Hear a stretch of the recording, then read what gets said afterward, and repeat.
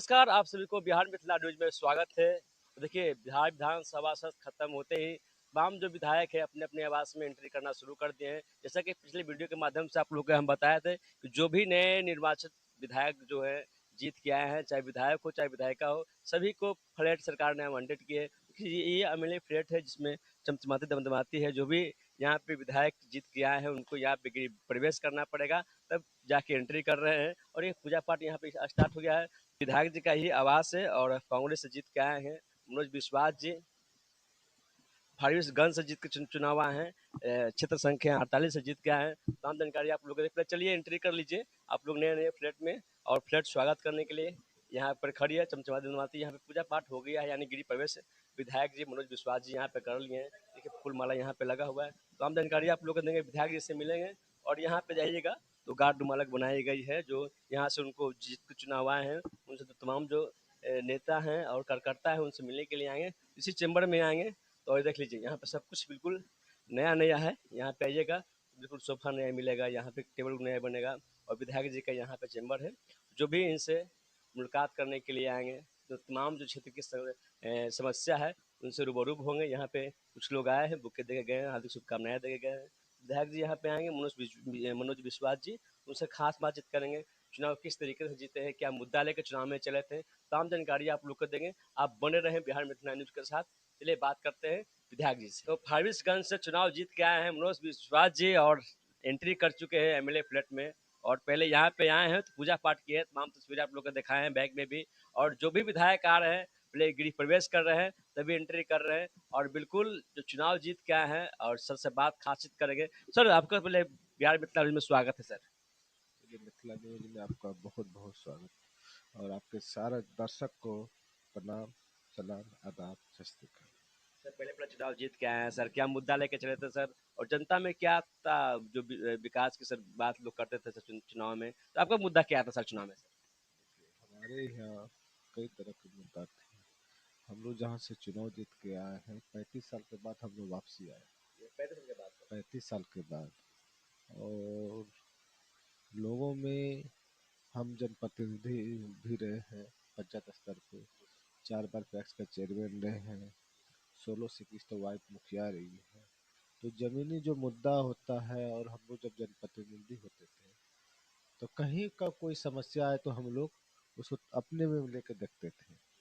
और हम लोग कोशिश करते हैं कि जो जनता है वो कहीं परेशान ना हो, उसका सही काम हो। यही हम लोग का मेन मकसद था। और अभी जो अफसरशाही, भ्रष्टाचार जो चरम सीमा पे है, और 10 साल से एक हमारे यहाँ जो विधायक थे माननीय, उनका कुछ नहीं है, एकदम सिर्फ चुनाव के टाइम में वोट मांगने के लिए जाते थे। और यानी कि कहीं कुछ नहीं। ऐसा कोई अवसर पे आप देखे होंगे, हमारा कई वीडियो आप देखे होंगे कई चैनल के माध्यम से। हमारे यहाँ में कोई भी घटना घटती हम लोग समझौता नहीं करते हैं, उसका तुरंत कानून कार्रवाई करवाते हैं। कोई भी आफत विपद हो सबसे पहले हम लोग पहुँचते हैं। आप बोल रहे सर कि अब तो सही सरकार है सर, लेकिन जो सरकार में जो लोग हैं सर बोलते हैं कि सुशासन की सरकार है सर। सिर्फ बोलने का चीज़ है, सुशासन की सरकार है। आज 3 दिन पहले हमारे जिला में नरपतगंज विधानसभा में एक शिवानी कुमारी जो टीचर थी, अपराधियों ने उसके सरेआम गोली मार दी। तो कहाँ कानून का राज है? और आज कई अभी आप देखे होंगे सिवान में अभी मुखिया जी का हत्या हुआ। ऐसा कोई दिन है जो घटना नहीं घटती है, ठीक ना? और आपको बता देते हैं कि हमारे बिहार के जनता ने हमें 6 आदमी को विपक्ष में बैठने का मौका मिला है।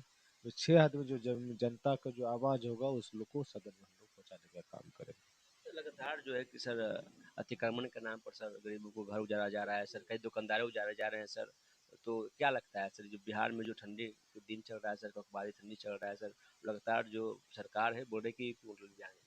देखिए, सबसे पहले तो आपको ये चीज समझना चाहिए, कोई चीज अति होता है ना, वो लोगों को नुकसान देता है।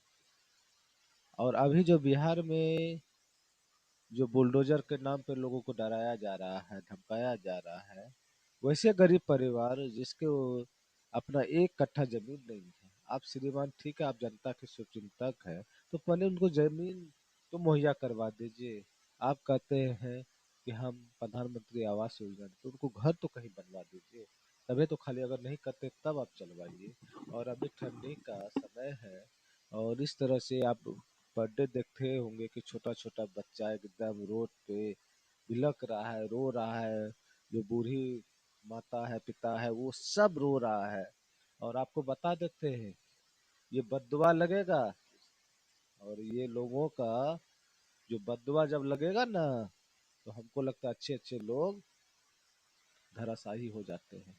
और वो दिन आएगा, ये विश्वास रखिए। विपक्ष सर, सरकार की तीसरी आंख होती है सर, तब दिखाने का सर काम नहीं करते। देखिए, हम लोग तो सदन में अपनी आवाज रखते हैं।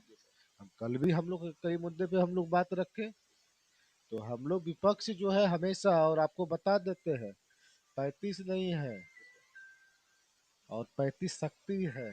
पूरा बिहार में एक साथ हम लोग खड़े हैं कहीं। और कई लोग गलत न्यूज वगैरह भी चलाता है, ऐसा नहीं, हम लोग विपक्ष में बहुत मजबूती से काम कर रहे हैं। नीरज जी हैं, जदयू के प्रवक्ता हैं, बोर्ड खोज रहे थे कि तेजस्वी यादव जी किधर गए, तेजस्वी यादव जी किधर किस गए। नीरज जी की बात करते हैं, जी। जिनका दिन का पता ना न रात का पता। कभी हनुमान बन जाते हैं, कभी क्या बन जाते हैं। वैसे जिसका मर्यादा शब्द का एक भी अंक पता नहीं है, एक शब्द जो बोलते हैं। आज देखे होंगे कि विधानसभा में हमारे सहयोगी साथी हैं, वो महिला के ऊपर में क्या टिप्पणी की है, ये अति का दिख रहा है। अहंकारी वो दिख रहा है। वो चीज जनता समय का इंतजार आप करना शुरू कर दिए हैं। चुनाव जनता वोट देकर थोड़ी उसको जिता है। ये तो समझिए कि अभी उसका जो दामाद थे, उनके सहयोग से जीते हैं, ठीक ना। और आज समय का इंतजार कीजिए। सर लालू परिवार पर लालू परिवार पर सर परिवारवाद के सर आरोप लगते थे, और जिस तरीके से उपेंद्र कुशवाहा जी को मंत्री को डायरेक्ट मंत्री बनाया गया सर, उनको चुनाव लड़ाया गया सर, इसको सर किस रूप में देखते आप सबसे पहले आप परिवारवाद की बोलते हैं। हैं? ऐसा कई नेता है, अभी उसी का दल में कई नेता है। उपेंद्र कुशवाहा को देख लीजिए, जीतन राम मांझी को देख लीजिए, ठीक ना। ऐसा कई लोग हैं जो परिवारवाद, हमको लगता है कि परिवारवाद एनडीए में जितना है उतना किसी दल में नहीं। यही सवाल है सर, महागठबंधन का सर क्या कारण रहा कि सर कितनी करारी सर हार हुआ सर। देखिए, महागठबंधन बहुत मजबूती से चुनाव लड़े हैं। आप वोट के परसेंटेज उल्टा के देखिएगा, आपको लगेगा कि बिहार के तमाम जनता ने हमें वोट देने का काम किए हैं।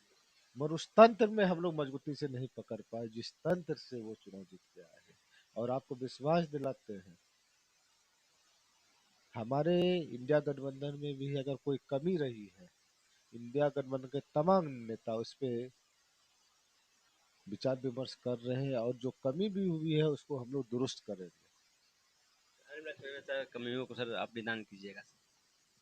क्या बोले? आने वाला सर चुनाव होगा सर 2029 में, जो कि है लोकसभा का चुनाव होगा सर, उसमें सर किस तरीके से महागठबंधन एक्टिव रहेगी सर। अगर हमें हार हुई है, उस पर भी हम लोग समीक्षा कर रहे हैं।